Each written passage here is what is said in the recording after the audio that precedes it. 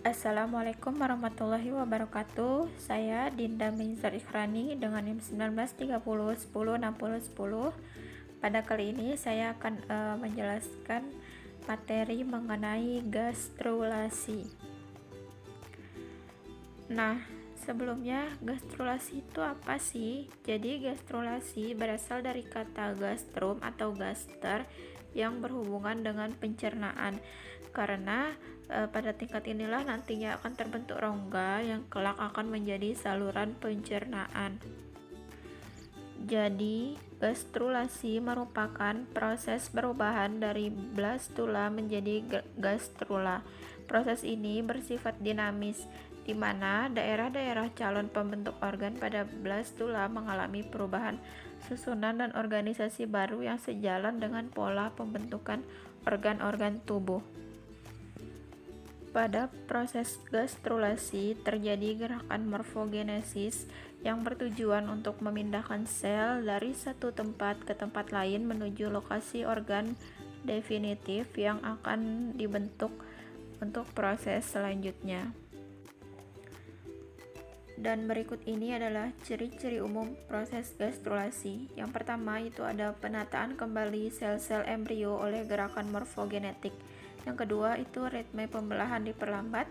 Lalu yang ketiga tidak terjadi tumbuh yang nyata. Yang keempat tipe metabolismenya berubah. Yang kelima peran inti menjadi lebih besar. Dan yang keenam disintesisnya protein-protein baru melalui mRNA baru. Lalu selanjutnya materi mengenai dinamika sel zigot selama gastrulasi. Jadi, gastrulasi sebagai proses di mana sel-sel berkembang dan bermigrasi dalam bentuk embrio untuk mengubah massa sel dalam tahap blastokista menjadi embrio yang berisi 3 lapisan germinal primer, di mana migrasi-migrasi sel tersebut nantinya akan terjadi secara terintegrasi yang dilakukan melalui berbagai macam gerakan-gerakan morfogenetik. Jadi, hasil penting gastrulasi adalah beberapa sel yang dekat dengan permukaan blastula itu berpindah ke lokasi baru yang lebih dalam.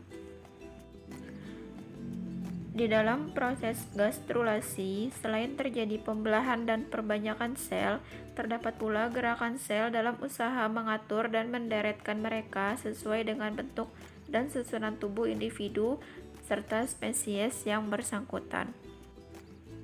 Dan terdapat 2 kelompok gerakan sel selama proses gastrulasi.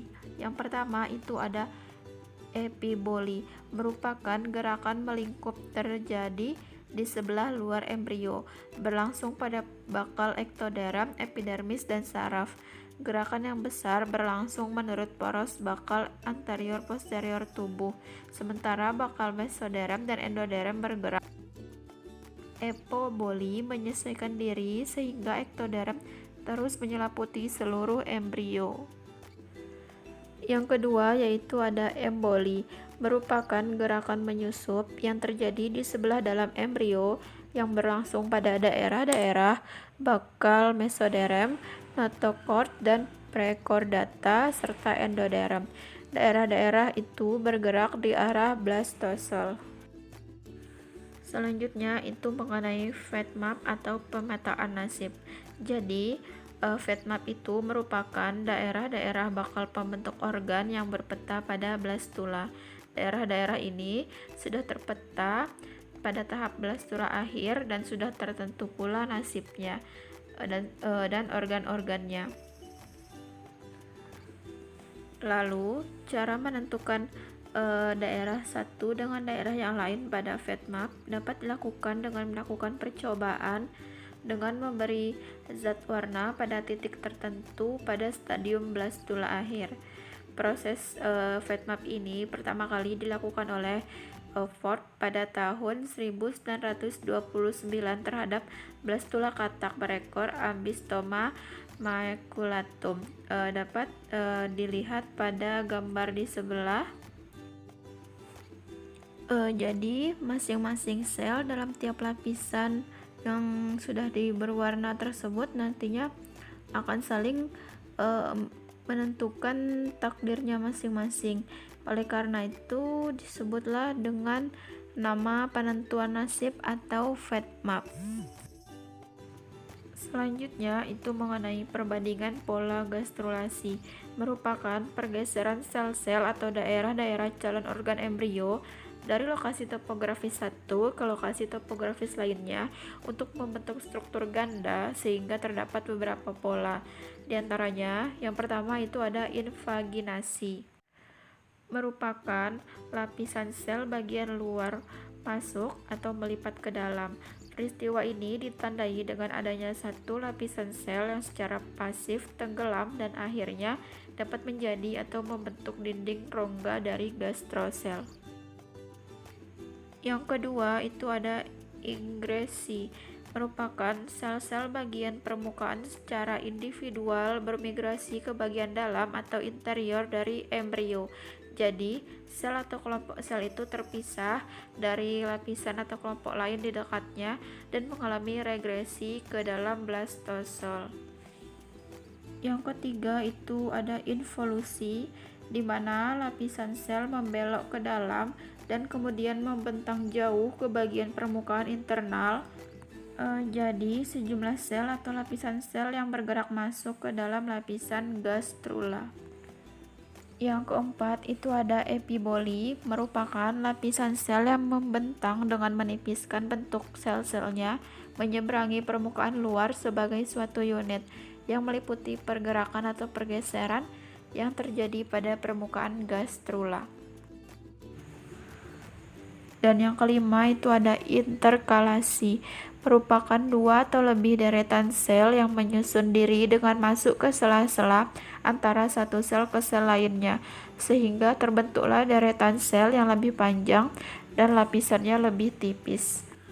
Dan yang terakhir itu ada convergent extension atau perluasan secara konvergen, di mana terdapat dua atau lebih deretan sel interkalasi, tetapi interkalasinya teratur dan terarah pada satu tujuan, dengan mengumpulkan sel-sel yang jauh dari blastoporus ke daerah sekitar dekat blastoporus. Nah, dan berikut ini adalah gambar dari pola perbandingan pada keenam jenis yang telah disebutkan tadi. Untuk materi terakhir itu mengenai germ layer atau disebut lapis benih. Jadi germ layer merupakan lapisan yang terbentuk pada proses invaginasi yang dibedakan menjadi 3 lapis benih, yaitu ada ektoderm, mesoderm, dan endoderm. Pada sel ektoderm itu bentuknya kubus, selnya rapat, dan penanda molekulnya adalah keratin atau melanin pada embrio katak.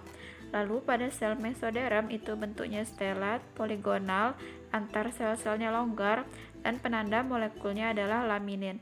Dan pada sel endoderm itu bentuknya kubus, sel rapat, dan penanda molekulnya adalah gastrin.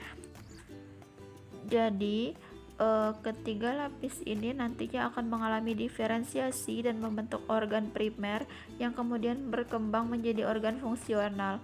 Baru setelah itu individu muda akan lahir atau menetas.